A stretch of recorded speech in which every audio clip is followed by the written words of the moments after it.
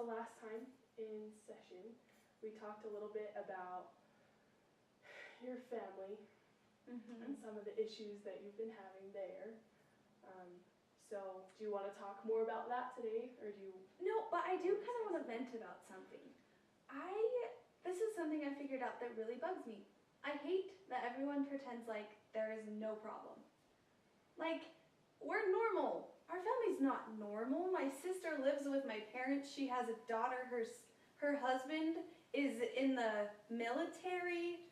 I mean, I have a lot of issues, obviously. My mom has issues, my dad. We're a dysfunctional family, and why can't we just embrace it instead of pretend like we're perfect? I hate that.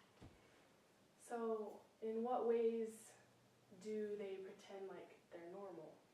Okay, for instance, when my mom was younger, she had a lot of the problems I have. She had an eating disorder as well.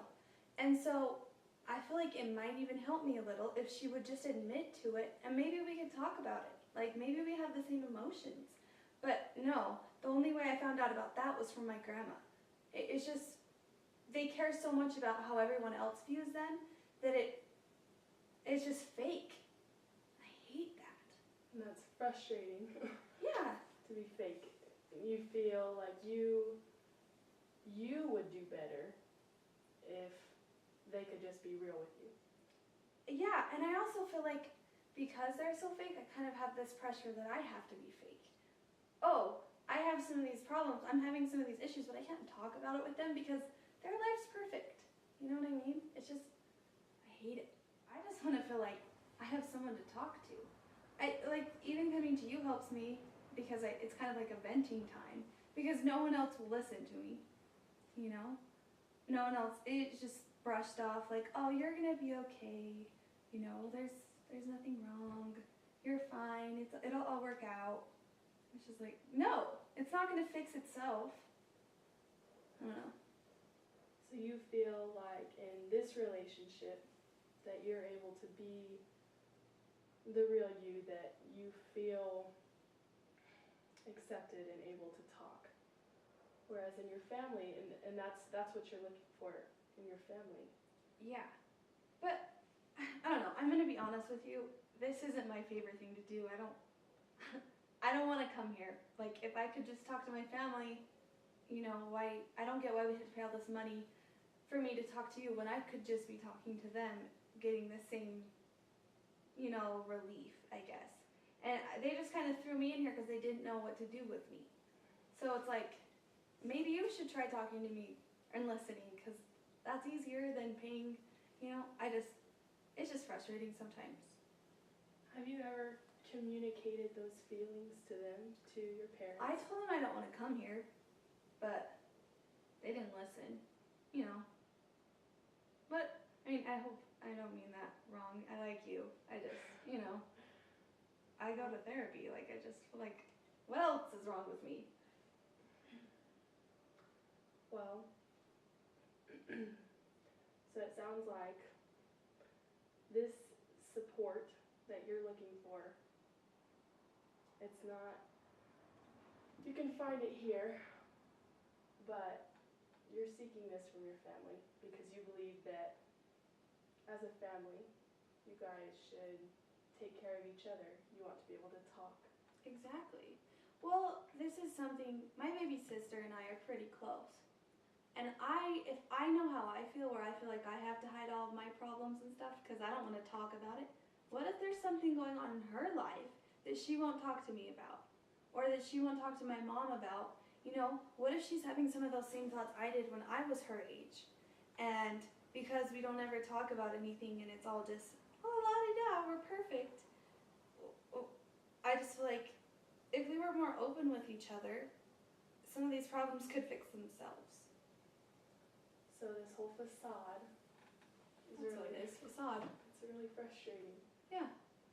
But I feel like, I mean, my family's not the only one like that. That's a common thing that you find in Utah.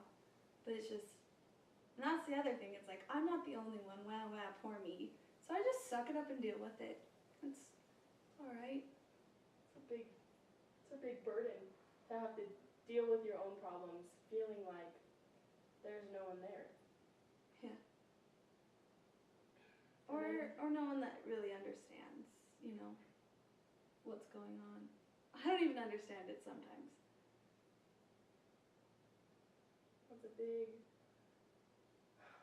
worry to have to deal with, and also the responsibility that you feel for even your younger sister that you mentioned, and just worrying that maybe she's feeling the same things as you did. I just feel like I've already kind of messed up my life, and if I could stop her from doing the same thing, I would.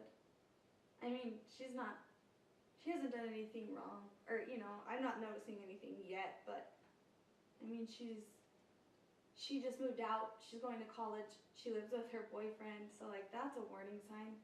So how do you feel like your experiences would help her?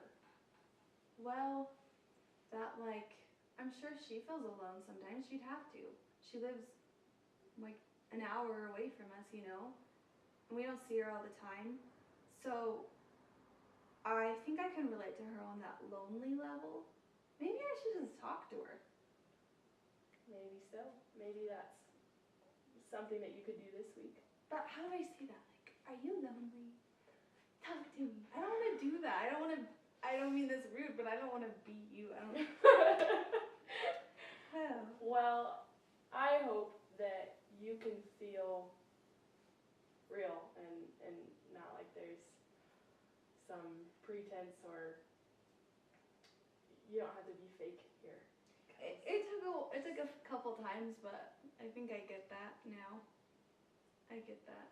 And maybe just try to be real with her, and hopefully she'll understand. If you're right in thinking that maybe she's feeling lonely, then she will probably want someone to talk to, and who better than her sister.